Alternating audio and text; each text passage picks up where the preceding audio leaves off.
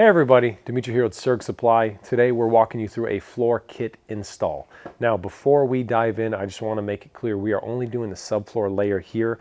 If you need an insulation frame, you expect to be in colder climates, we can do that for you. We're not going to go over it in this video. The process is the same.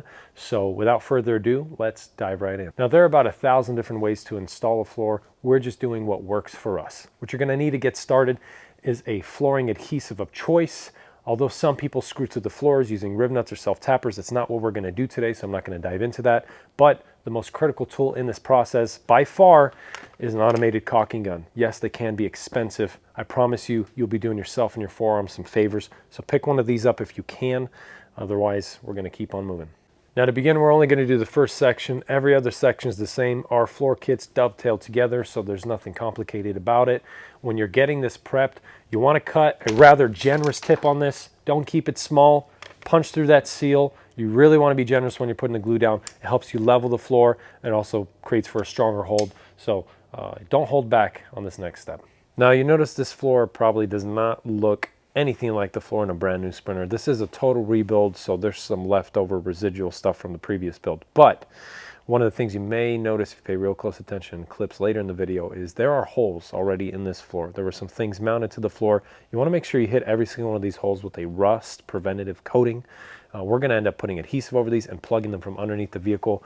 We get sometimes you probably don't live in an area where you salt the roads in the winter to keep things, from freezing up when you're driving down the road, but you never know where your next adventure is going to take you, and you don't want rust to build up regardless. So we recommend plugging these, coating them, and maybe hitting them one more time just to make sure you're completely protected in your later travels. Before you go crazy putting glue everywhere, remember you only need glue on the top surfaces of these ribs here.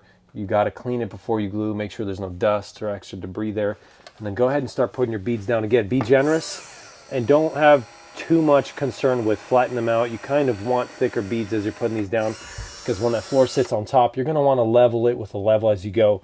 Having a thicker bead is going to give you the opportunity to do that. Now if you have one of our insulation kits, the process is the same. You'll just notice the slats on the insulation kits correspond with these ribs here. You can go ahead and lay this bead down. Regardless of which kit you purchased, it's all going to be the same. Just work your way from back to front and only put down enough glue for one section at a time. Now when you're setting this down, get a helping hand. If you have to do it by yourself, start on one side and just tip it down over. The last thing you want to do is try to put it in the back and tip it down this way. The wheel wells just won't let you do that. So just be super careful. Get whatever leverage you need. Go ahead and start tipping it and slide it in the corner where it needs to go.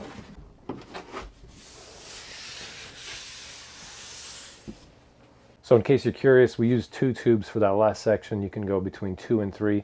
I don't know that you need more than 3 unless you have a very wide body vehicle, but for most Sprinters that'll do the trick.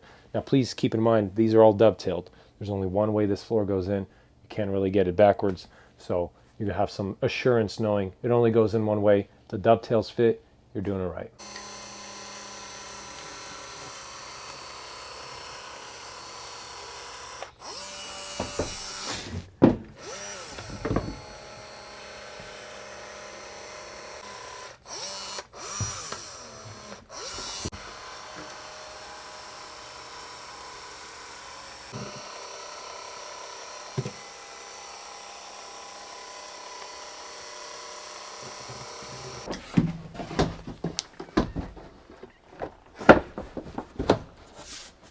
All right, so that's it for your subfloor install. So whether you're doing hardwood, laminate, or lawn seal top coat, it's ready to take your top layer. If you have any questions, you can leave them below. Send us an email.